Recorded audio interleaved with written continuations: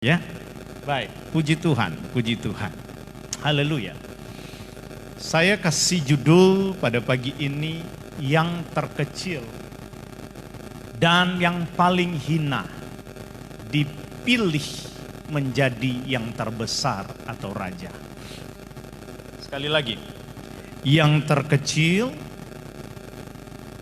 dan paling hina dipilih menjadi yang terbesar atau jadi raja. Haleluya.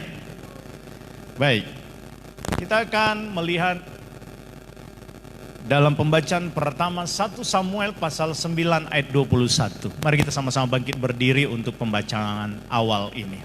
1 Samuel pasal 9 ayat 21. Bisa lihat saja di screen, saya percaya saudara bisa baca karena saya sudah ketik cukup besar di situ. Sama-sama dalam hitungan yang ketiga, 1, 2, iya. Tetapi jawab Saul, bukankah aku seorang suku Benyamin, suku yang terkecil di Israel? Dan bukankah kaumku yang paling hina dari segala kaum suku Benyamin? Mengapa Bapa berkata demikian kepadaku? Tuhan Yesus memberkati, silakan duduk. Saudara, kita tahu bahwa kejadian ini ketika orang Israel minta raja. Sebenarnya Tuhan tidak setuju ketika orang Israel minta raja. Kenapa? Karena bagi Tuhan dia adalah raja itu sendiri. Seharusnya orang Israel hidup di zaman seperti Abraham. Abraham kalau ada apa-apa dia tanya kepada Tuhan. Tuhan berbicara kepadanya. Iya kan? Di zaman Musa kalau mau ada apa-apa Tuhan langsung sampaikan kepada Musa. Tanpa ada raja, Tuhan langsung menyampaikan pesannya secara langsung. Tapi ketika di zaman ini, di zaman Samuel, maka orang Israel minta raja. Sebenarnya Tuhan tidak setuju, tapi karena mereka mau, oke, Tuhan kasih. Dan saudara, ini kejadian ini ketika Tuhan mengabulkan permintaan orang Israel minta raja, dan Tuhan suruh Samuel untuk Saul. Nah, masalahnya Saul ini berasal dari suku Benyamin, ya, suku Benyamin. Dan inilah perkataan Saul ketika Bapak Samuel datang. Saul, engkau telah dipilih Tuhan untuk menjadi raja. Saul bilang, masakan aku seorang suku Benyamin, suku yang terkecil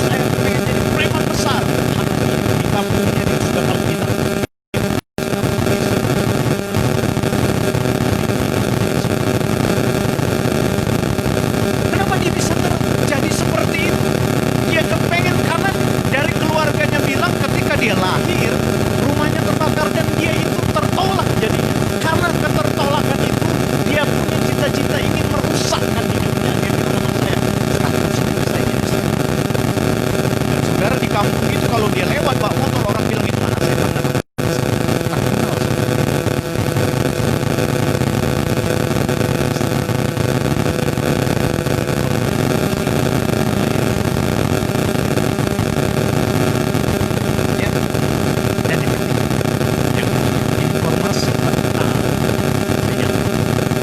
Pernah membuat, nah saya mau fokus yang ini yang ketiga, pernah membuat kesalahan besar terhadap suku Israel lain. Kita kan sedang baca kitab Hakim-Hakim ya.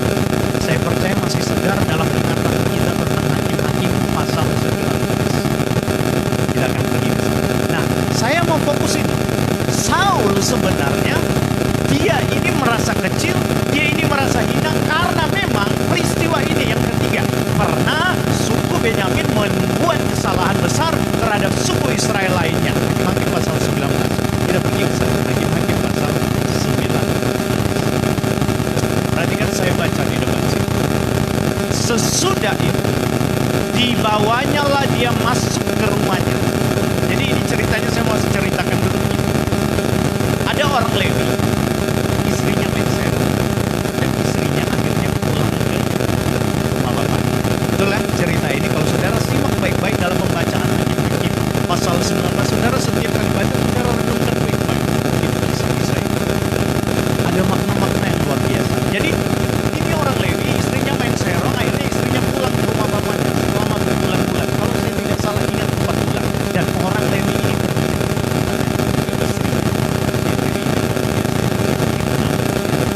istrinya sudah tidak setia sama dia. Dan dia pergi, saudara, dia pergi ke mana namanya? Dia pergi ke rumah bapaknya. Jemput istrinya, dia pulang dalam perjalanan tengah malam, saudara. Di dalam perjalanan tengah malam apa yang terjadi? Sampai, bukan tengah malam, sampailah mereka di satu tempat. Tempat itu di tempat suku Benyamin berada. Oke? Sampai di sini saudara nyambung ya. Waktu mereka sampai di suku Benyamin berada, udah gelap. Dan gak ada penginapan. Tiba-tiba ada orang tua ajak mereka, ayo masuklah ke rumahku. Orang tua ini baik hati, ajak mereka ini untuk menginap. Nah sekarang kita baca. Sesudah itu dibawanya lah dia masuk ke rumahnya. Lalu keledai-keledai diberinya makan. Maka mereka pun membasuh kaki, makan dan minum. Tetapi perhatikan ini masalahnya. Puncak masalahnya di sini. Tetapi sementara mereka menggembirakan hatinya, datanglah orang-orang kota itu. Orang-orang apa? Orang-orang Dursila. Saya nanti jelaskan kata Dursila ya. Mengepung rumah itu, mereka menggedor-gedor pintu sambil berkata kepada orang tua. Jadi yang ajak mereka masuk itu orang tua. Pemilik rumah itu, bawalah keluar orang yang datang ke rumahmu itu supaya kami pakai dia. Kata pakai di situ dalam terjemahan lainnya supaya kami perkosa dia. Ini orang Benyamin loh. Orang Benyamin bikin ulah mau memperkosa istrinya orang Lewi. Bisa bayangin saudara. Mau memperkosa istrinya hamba Tuhan. Saudara bisa bayangin, ini orang Benyamin. Lalu keluarlah orang tua itu, pemilik rumah itu menemui mereka dan berkata kepada mereka, tidak saudara-saudaraku, janganlah kiranya berbuat jahat. Karena orang ini telah masuk ke rumahku, janganlah berbuat noda. Tetapi wow, orang tua ini saking dia belanya hamba Tuhan ini, dia bilang begini, tetapi ada anakku perempuan yang masih perawan. Nih tuan rumah. Dan juga gundik orang itu, baiklah kubawa keduanya keluar, perkosalah mereka dan perbuatlah dengan mereka apa yang kamu pandang baik. Tetapi terhadap orang ini janganlah kamu berbuat noda. Wow, orang tua ini bela habis ya si orang Lewi ini. Tetapi orang-orang itu tidak mau mendengarkan perkataannya. Lalu orang Lewi itu menangkap gundiknya dan membawanya kepada mereka keluar. Kemudian mereka bersetubuh dengan perempuan itu. Dan semalam-malaman itu mereka mempermainkannya sampai pagi. Jahat sekali saudara ya. Semalam-malaman. Ini orang-orang Dursila tangkap ini gundiknya orang Lewi ini. Lalu mereka semalam-malaman itu Mereka perkosa si gundiknya ini. Sampai pagi barulah pada waktu fajar menyingsing mereka melepaskan perempuan itu. Menjelang pagi perempuan itu datang kembali, tetapi ia jatuh rebah di depan pintu rumah orang itu. Tepat tempat tuannya bermalam, dan ia tergeletak di sana sampai fajar. Pada waktu tuannya bangun pagi-pagi, ya, dibukanya pintu rumah dan pergi keluar untuk melanjutkan perjalanannya, tetapi tampaklah perempuan itu gundiknya tergeletak di depan pintu rumah dengan tangannya pada ambang pintu. Berkatalah ia kepada perempuan itu, bangunlah, marilah kita pergi. Tetapi tidak ada jawabnya. Lalu diangkatnya lah mayat itu ke atas keledai. Berkemaslah ia kemudian pergi ke tempat kediamannya.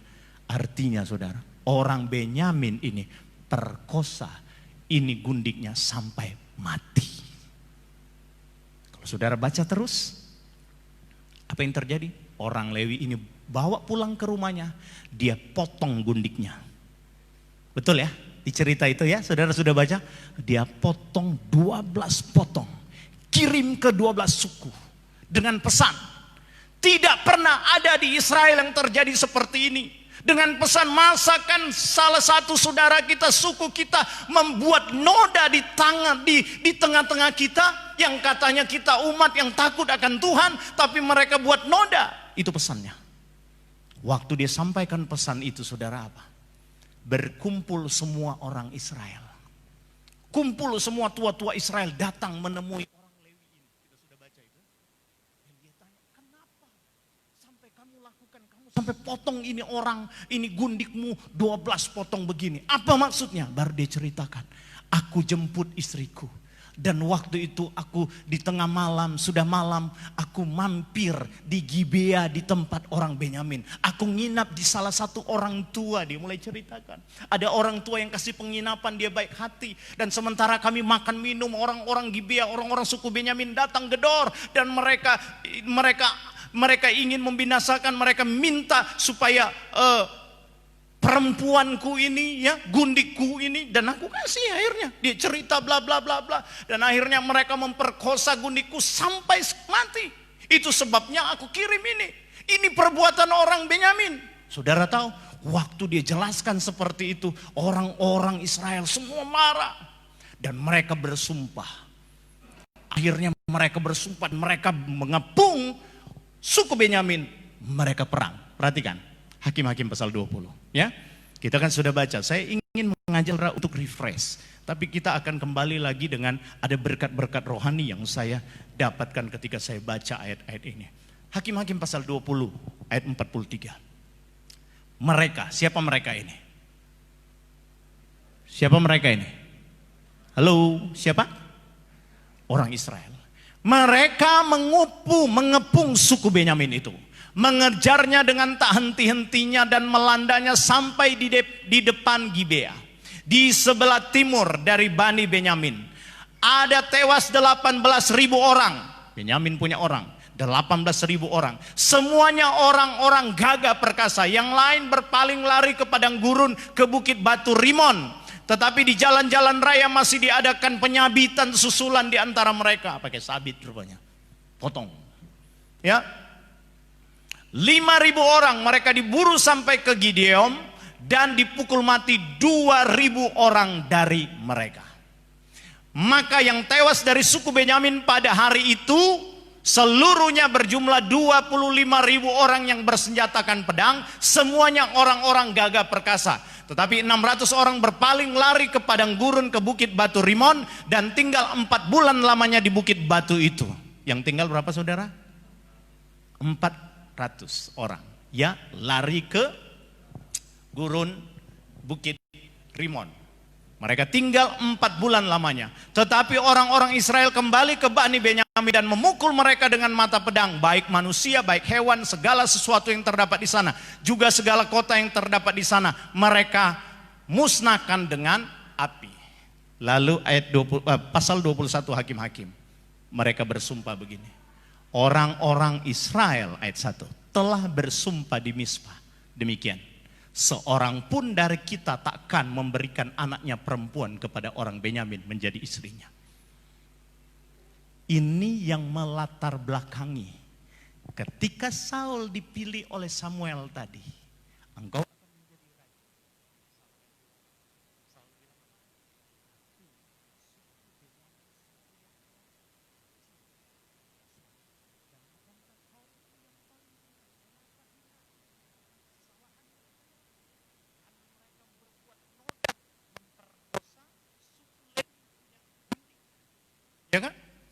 latar belakang kenapa Saul berkata suku Benyamin, suku yang terkecil dan paling hina. Sampai di sini saudara ngerti ya?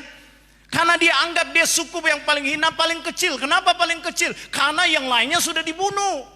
Kenapa dibunuh? Karena perbuatan noda tadi.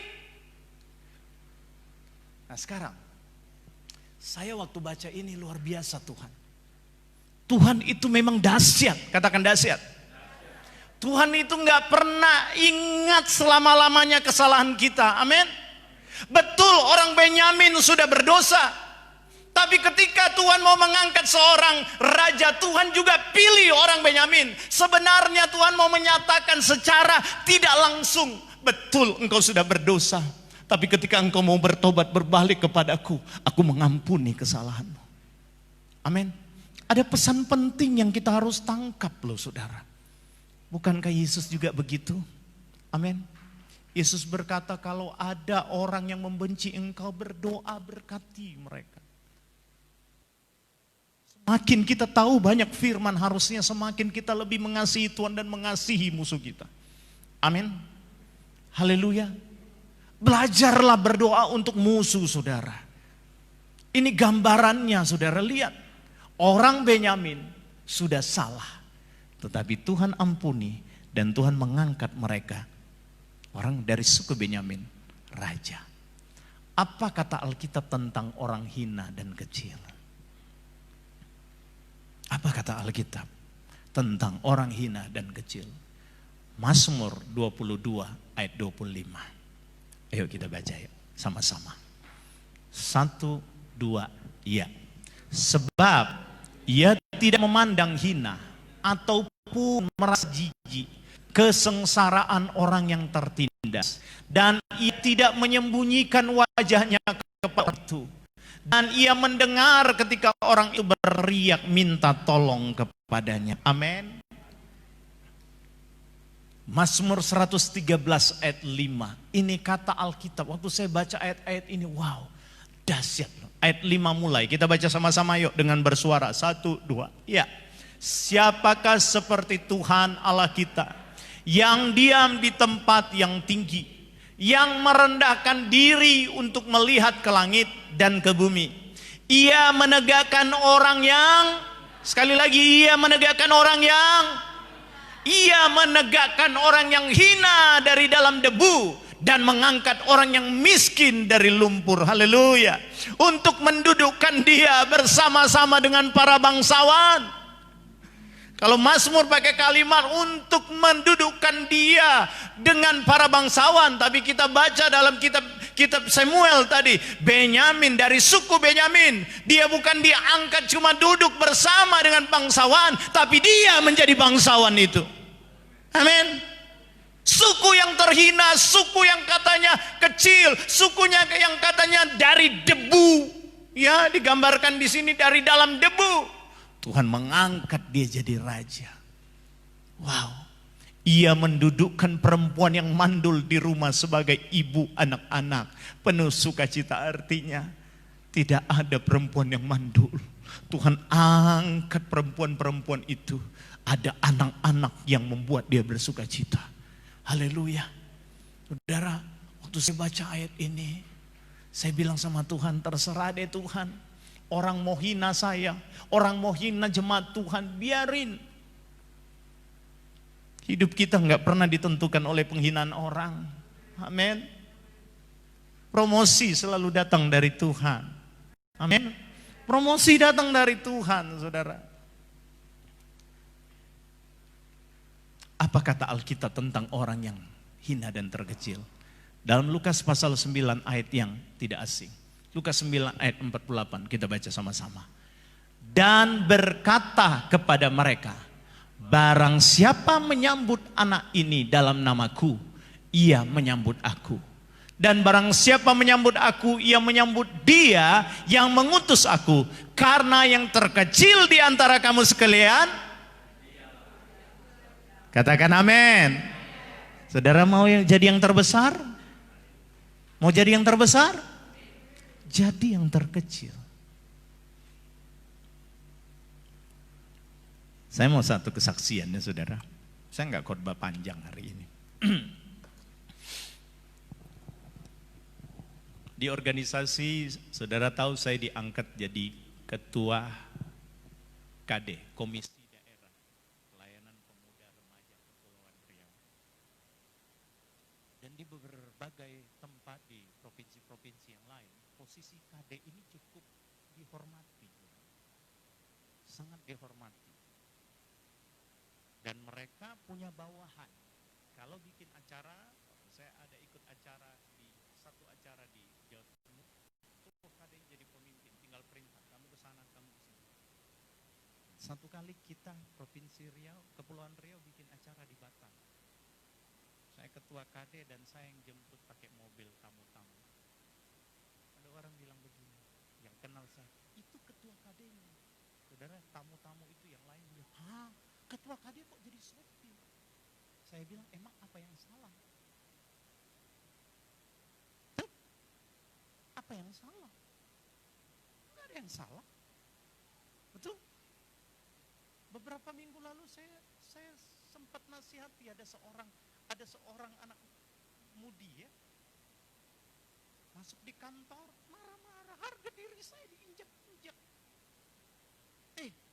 Kalau engkau mempertahankan harga dirimu, engkau akan kehilangan harga diri. Tuhan bilang mau jadi yang terbesar, jadi yang terkecil. Kadang kita belagu banget ya. Ada istilah begini, saya pernah dengar ada istilah begini. Udah miskin, sombong lagi. Ada ya? Ada istilah juga sebaliknya. Wih, dia orang kaya, sombongnya minta ampun. Tapi ada istilah begini, dia kaya tapi gak kelihatan rendah hatinya minta ampun. Iya kan? Saudara, saya percaya orang yang rendah hati itu yang akan diangkat oleh Tuhan. Amin. Jadilah orang-orang yang terkecil karena Tuhan sementara memperhatikan orang yang kecil untuk diangkatnya menjadi orang yang besar. Amin. Yang dipandang hina oleh manusia, yang tidak dianggap oleh orang lain, justru itu selalu Tuhan perhatikan. Ada banyak dalam Alkitab. Siapa? Mulai dari Yusuf, siapa dia? Dijual, ya kan? Daud dijual, Daud tidak dianggap, Yefta tidak dianggap. Tapi orang-orang ini adalah orang-orang yang diangkat oleh Tuhan menjadi pemimpin-pemimpin besar. Jangan marahlah kalau engkau hanya dihina, dianggap kecil, biarin aja. Masa depan kita nggak ditentukan oleh mereka kok. Amin. Masa depan kita, kesuksesan kita tidak ditentukan oleh kata orang. Kesuksesan kita ditentukan oleh seberapa tunduknya engkau untuk meresponi firman Tuhan. Amin. Waktu engkau meresponi firman Tuhan, maka Tuhan akan bisa mengangkat engkau tinggi. Haleluya. Ini apa kata Alkitab tentang orang yang hina dan orang yang terkecil? Mau jadi yang besar? Siapkan diri untuk jadi yang terkecil. Amin. Nah, saya catat begini. Kita sudah hampir di akhir. Cepat ya. Gak apa-apa, sekali-sekali cepat. Kalau ibu gembala kan, wow, 1 jam lebih. Kadang, sekali-sekali kita akan banyak menyembah hari ini. Tuhan gerakkan saya untuk banyak menyembah Tuhan. Dari tadi malam saya di kamar depan, saya menikmati hadirat Tuhan. Bagaimana orang terkecil dan hina diangkat oleh Tuhan. Saya buat daftarnya di sini. Yang pertama, gak ada pilihan lain, bertobat. Amin. Saya percaya tidak dicatat di dalam Alkitab. Orang Benyamin itu gaya hidupnya setelah mereka diperangi oleh sukunya sendiri. Tapi yang saya tahu pasti mereka belajar dari kejadian itu. Mereka ingatkan kepada anak-anak muda, jangan bikin kesalahan lagi. Mereka pasti berubah, mereka pasti bertobat. Sehingga akhirnya Tuhan memperhatikan dari suku mereka, diangkatlah seorang menjadi raja. Amin. Dan saya ambil kesimpulan, pasti mereka bertobat dan Tuhan perhatikan itu. Amin. Jadi kalau engkau mau diangkat oleh Tuhan, gak ada pilihan lain Pak, bertobat. Haleluya. Bertobat itu enggak seperti satria baja hitam, berubah. Enggak. Perlahan-lahan. Yang penting kita mau belajar. Anak-anak, jangan bilang sama saya begini GFG, pastor saya udah jadi gaya hidup main game. No. Kalau engkau mau bertobat, engkau mau bertindak, engkau bisa dilepaskan oleh Tuhan. Amin. Bertobat. Mau diangkat oleh Tuhan, gak ada pilihan lain, bertobat. Yang mulutnya masih suka ceritain orang, bertobat. Ya, yang masih suka lihat situs-situs cabul, bertobat. Yang mulutnya masih suka bohong, bertobat. Yang bisnisnya masih gak benar, bertobat. Amin. Yang masih suka pakai obat-obat terlarang, narkoba, diam-diam, bertobat. Haleluya. Bertobat saudara, kalau engkau mau diangkat oleh Tuhan, gak ada pilihan lain. Perbaiki dulu hidupmu, perbaiki dulu hubunganmu dengan Tuhan. Dan Tuhan akan memperhatikan engkau. Baru yang kedua, kalau saudara baca tentang Saul, waktu Samuel bilang begini, setelah Samuel mengurapi dia, engkau pergi nanti engkau akan ketemu ada nabi-nabi. Dan waktu itu nabi-nabi akan memuji Tuhan dan mereka akan kepenuhan dan engkau juga akan kepenuhan. Yuk kita baca dulu Hakim-Hakim pasal 10 ayat 6. Hakim-Hakim pasal 10 ayat 6. Saya tidak muat di situ. Sorry, 1 Samuel pasal 10. Bisa buka di Alkitab saudara.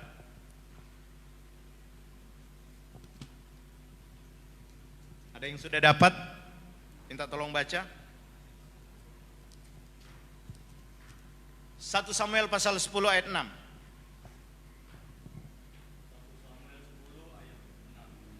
roh Tuhan akan berkuasa atasmu, engkau akan kepenuhan bersama-sama dengan mereka dan berubah menjadi manusia lain.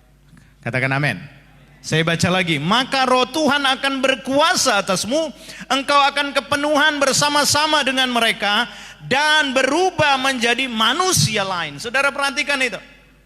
Ada pesan daripada Samuel, Saul, engkau ini orang yang terhina.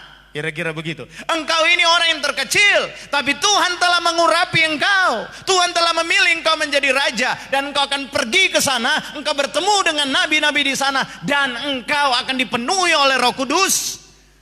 Dan akhirnya perintahnya apa? Engkau menjadi manusia lain.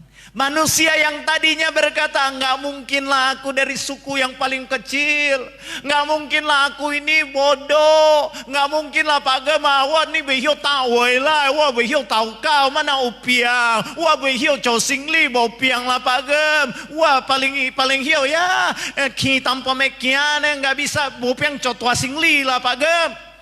Mungkin saudara berpikir seperti itu, aku nggak mungkin bisa berhasil dalam pekerjaanku yang kecil sekali, yang paling hina. Tapi saudara, saya mau beritahu, apa yang Alkitab katakan, orang yang paling kecil yang akan diangkat oleh Tuhan, bagaimana caranya mereka akan diangkat oleh Tuhan? Libatkan Roh Kudus. Biarkan Roh Kudus kuasai hidupmu. Waktu Roh Kudus kuasai hidupmu, Alkitab berkata kepada Saul, engkau menjadi manusia yang lain. Manusia yang tadinya nggak pede, manusia yang tadinya berpikir paling lemah, manusia yang tadinya berpikir paling kecil, paling hina. Manusia itu sekarang berubah menjadi manusia yang sangat berharga karena ada Roh Kudus yang ada di dalamnya. Berikan tepuk tangan yang meriah bagi Tuhan kita. Pertanyaan saya sederhana, saudara ada libatkan Roh Kudus gak? Minggu lalu kami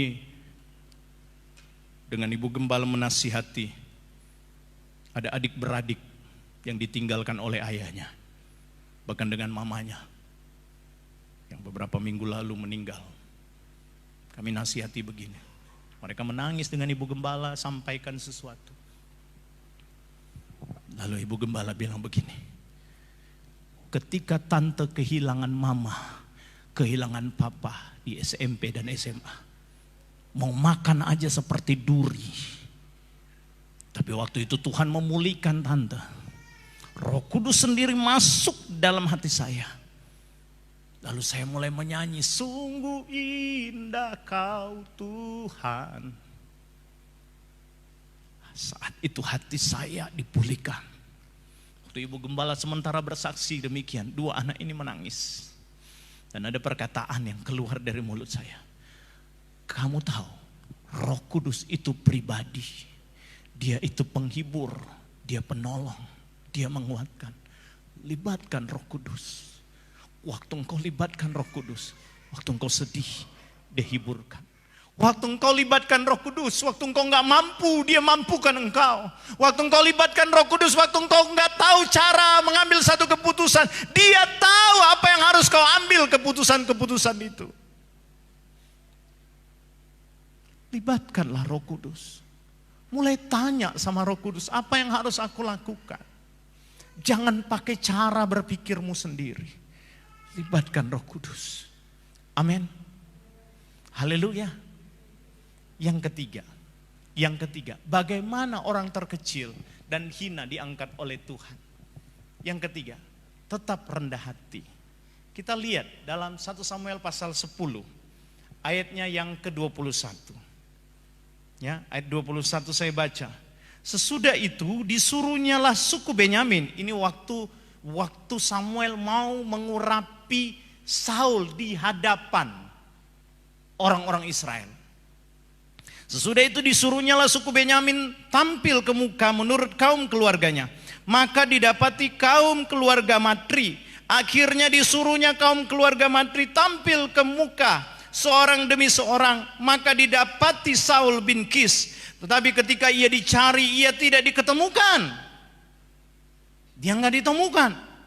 Sebab itu ditanyakanlah pula kepada Tuhan, apa orang itu juga datang kemari? Tuhan menjawab, sesungguhnya ia bersembunyi di antara barang-barang. Berlarilah orang ke sana dan mengambilnya dari sana. Dan ketika ia berdiri di tengah-tengah orang-orang sebangsanya, ternyata ia dari bahu ke atas lebih tinggi daripada setiap orang sebangsanya.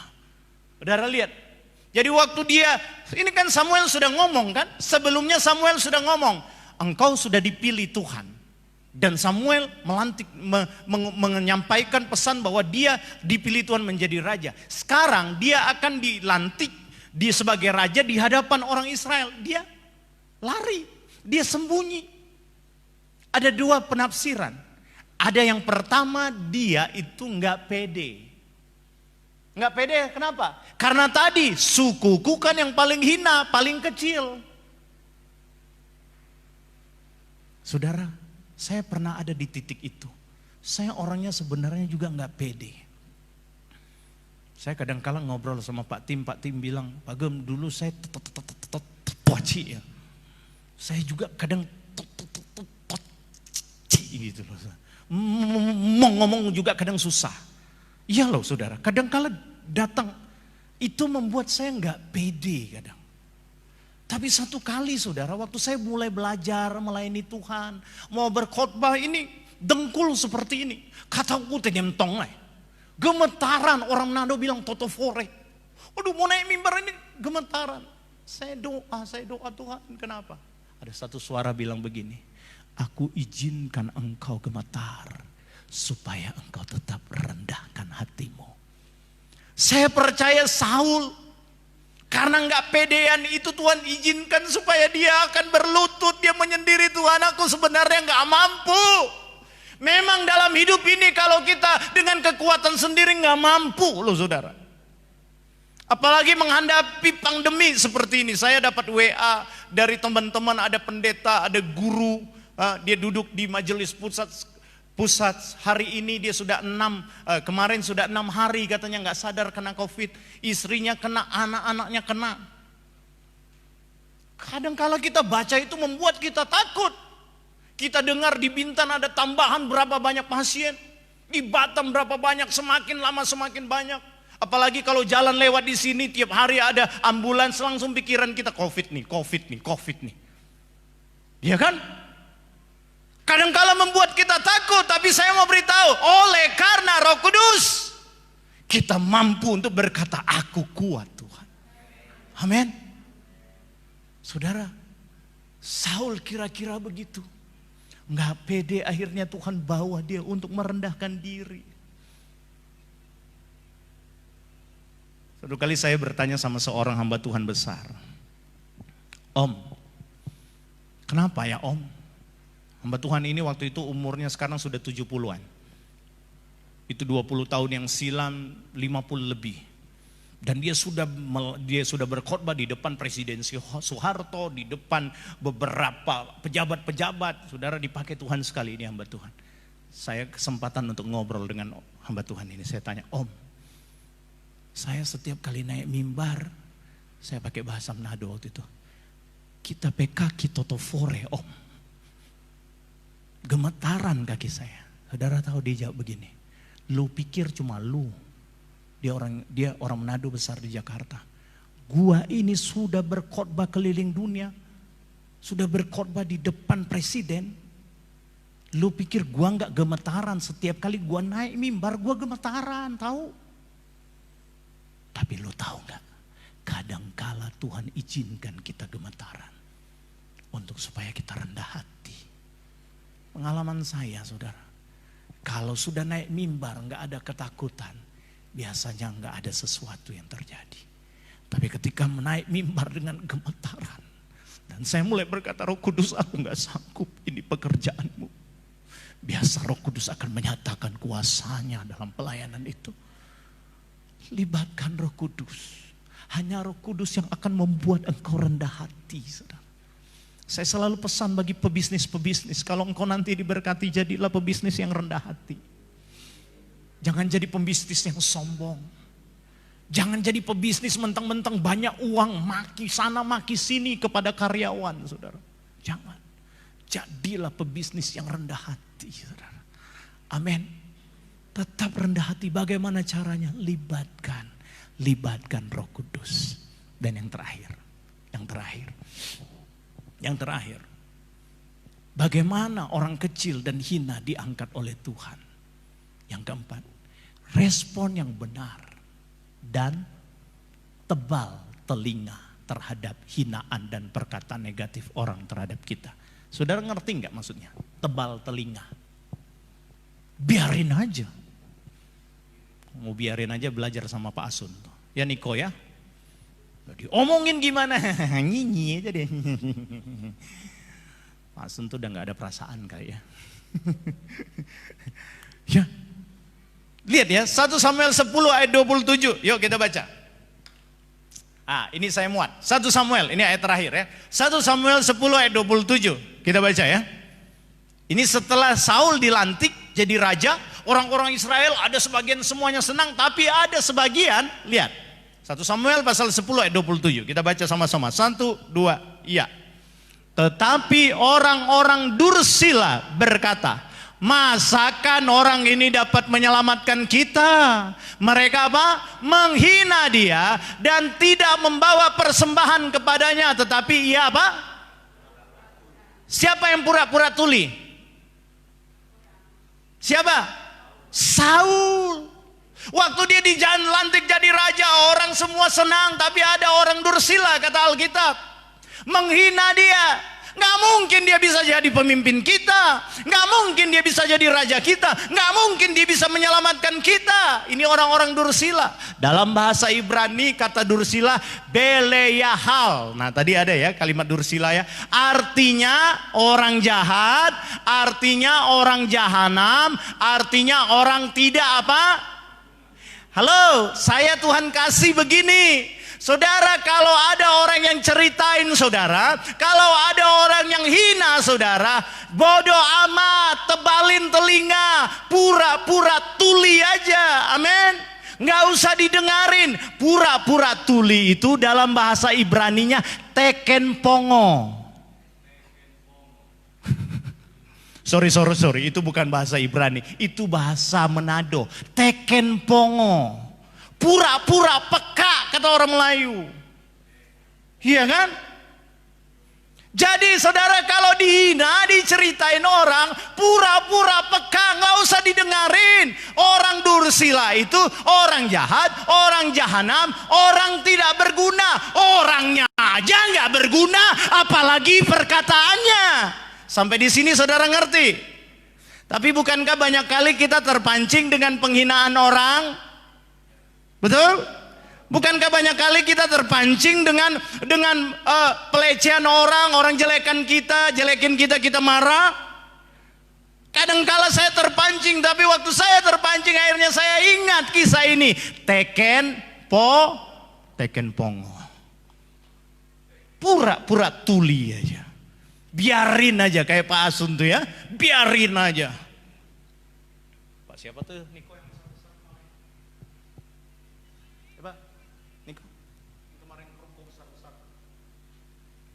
Datang, Niko bilang, biasa lah tapi ketawa-ketawa aja biarin dia ngoceh. Kadang-kala begitu loh saudara. Kita perlu hati yang seperti itu. Orang hina kita, orang jelekin kita. Pura-pura tuli. Kenapa? Kalau saudara ringan telinga, dengar perkataan negatif orang, saudara akan lemah semangat. Bukan cuma lemah semangat, hati ini bisa tercemar. Saya mau tanya, Saul dengar enggak penghinaan mereka? Dengar, tetapi Alkitab pakai kata tetapi ia pura-pura tuli. Kenapa? Sorry ya, tuli kepotong situ ya. Kenapa dia pura-pura tuli? Dia tahu kalau dia dengar dia bisa terpancing. Dari segi badan aku lebih tinggi sebahu loh. Kalian cuma sebahu aku lebih besar. Berapa sen lalu orang itu? Kalau dia terpancing dia bisa emosi. Tapi dia pura-pura tuli dalam hatinya, terserah lu deh. Lu mau ngomongin apa sekarang gue udah jadi raja. Lu mau jadi apa? Lu mau ngapain lu? Ya kan? Kadang-kadang perlu itu seperti itu saudara. Biarin aja. Ibu-ibu gak usah terlalu ringan telinga lah kalau diceritain orang. Lu punya suami kok kerjanya begitu ya. Lihat gue punya suami. Gak usah saudara. Biarin aja. Setia aja sama Tuhan. Akan ada waktunya kita akan diberkati. Amin. Anak-anak saya mau titip ya. Anak-anak ya. Kalau ada teman-temanmu ceritain mama papa biarin. Bilang begini sama dia seperti kalimat Peramli. Hari ini hari engkau, besok hari aku pula. Amin. Ya kan? Hari ini saya tengok baiki tapi kenojek letai. Karena aku percaya bersama Tuhan aku pasti akan diangkat oleh Tuhan. Tuhan senang orang-orang yang dihina oleh orang lain. Tuhan senang orang-orang yang nggak dianggap. Tuhan senang orang-orang yang dikucilkan saudara. Tuhan senang orang-orang seperti itu. Tapi respon saudara harus benar. Iblis tahu saudara, kelemahan orang yang terhina, kelemahan orang yang dikucilkan adalah telinga. Iblis tahu, makanya dia buat gosip, dia buat penghinaan supaya telinga saudara ringan, gampang mendengar dan terpancing emosi. Belajar dari Saul. Dia apa? Teken pongo. Jadi kan bahasa ini ngetrend di Eagle saudara, teken pongo. Amin. Iya, haleluya. Pura-pura tuli. Karena ngapain kita tanggapi? Orang dursila orang yang nggak berguna. Iya kan? Orangnya aja nggak berguna apalagi omongannya. Gitu. Haleluya. Saya mau tutup dengan satu ilustrasi. Haleluya. Ada kerumunan kodok. Para pemusik siap. Kerumunan kodok ya. Jalan. Rame-rame. Tiba-tiba mereka sampai di satu perigi yang sudah ada cincinnya dalam sekali. Dalam. Ada dari antara mereka senggol. Kodok yang lain senggol saudara. Singer duduk aja sebentar. Saya suruh pemusik. Yang lain saudara senggol. 3 kodok ini jatuh ke perigi yang paling dalam. Akhirnya saudara yang 3 ini lihat ke atas, lihat teman-temannya di pinggir cincin dari perigi ini. Mulutnya ngomong, ayo. Wih, mereka 3 naik. Sudah mau sampai jatuh lagi. Jatuh, mereka lihat mulutnya, mulut teman-temannya yang di atas komat kamit begitu, mereka coba naik, jatuh. Yang 2 akhirnya menyerah. Yang 1 dia berusaha terus. Akhirnya dia sampai naik. Lalu teman-temannya tanya, kamu kok bisa naik? Karena saya lihat mulut kalian komat kamit. Kamu tahu enggak? kami tuh ngomong apa? Nggak tahu. Saudara tahu? Teman-teman yang di atas ngomong, udahlah nggak usah naik, nggak bisa, terlalu tinggi, nggak bisa. Yang dua tadi bisa dengar, dia mau coba naik, akhirnya udah mau sampai jatuh, coba lagi sampai jatuh, udah mau sampai jatuh. Akhirnya hilang semangat, terintimidasi dengan perkataan teman-teman di atas, sudahlah nggak mungkin. Tapi yang satu ini dia berusaha terus, akhirnya dia sampai. Saudara tahu? Teman-temannya tanya, kenapa kamu bisa naik?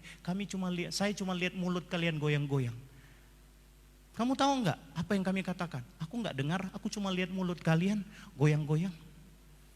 Kami katakan nggak mungkin bisa, aku nggak dengar. Ternyata kodok yang satu ini pongo. Saudara ngerti maksudnya?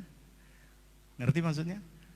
Dia nggak dengar perkataan orang ini, udah nggak mungkin bisa. Yang dua, iyalah memang nggak bisa, terlalu tinggi. Tapi yang satu ini dia nggak mau tahu, dia memang nggak dengar, akhirnya dia bisa. Artinya saudara, kalau saudara ingin sampai ke satu titik, satu posisi yang tinggi, nggak usah dengar penghinaan orang lain. Teken, pongo. Tadi sumber hati kita. Amin. Orang-orang yang kecil menyembah Tuhan sungguh-sungguh, setia sama Tuhan, Tuhan akan angkat kita. Haleluya. Mari kita datang kepada Tuhan, para singer, para pemusik, bersama-sama dengan saya, kita akan tinggikan Tuhan. Haleluya.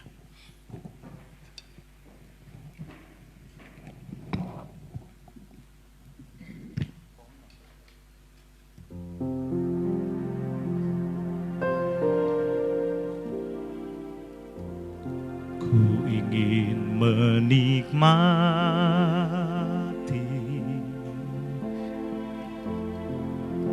pribadi-Mu Tuhan,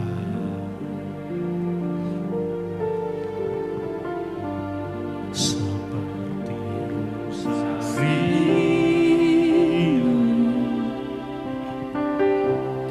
mata air jernih, harta dan kekayaan,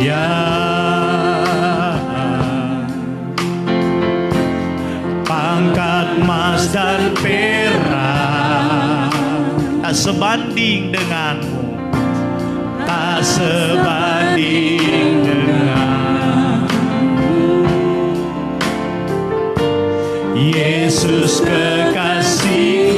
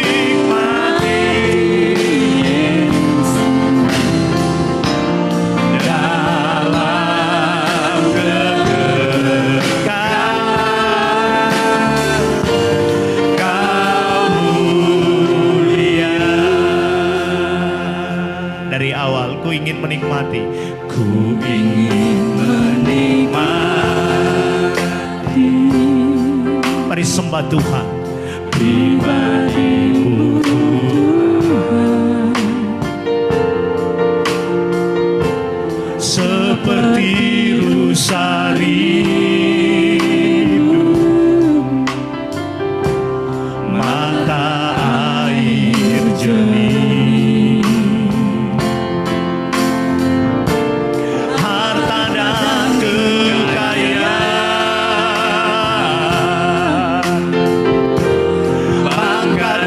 dan perak,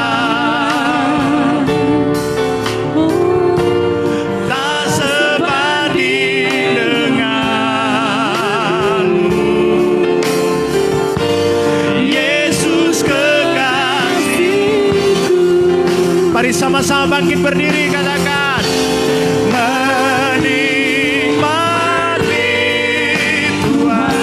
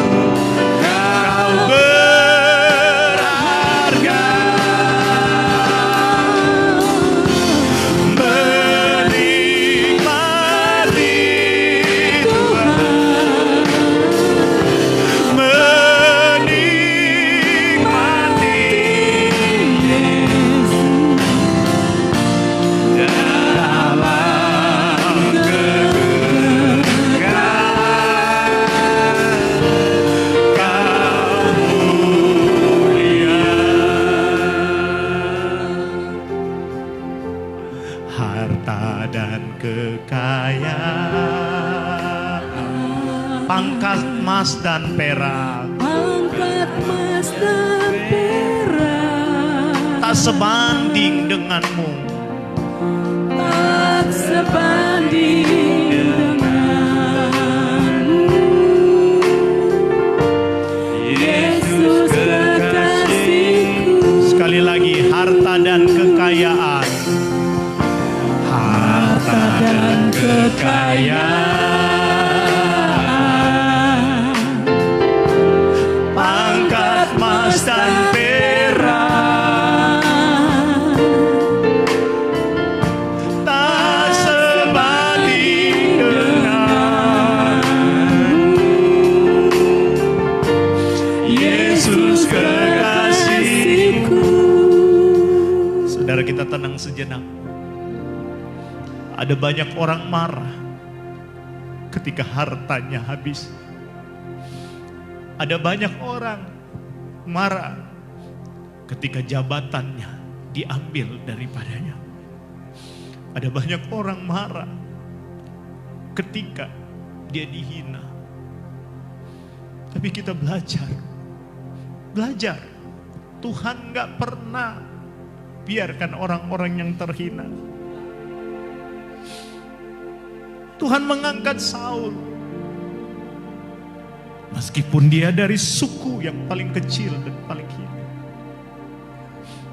Berapa banyak kali kita marah. Mungkin engkau adalah orang-orang yang pernah ngalamin penghinaan. Dari keluargamu engkau tertolak. Ada keluarga-keluarga yang bilang, le tuh bawa dikai lah.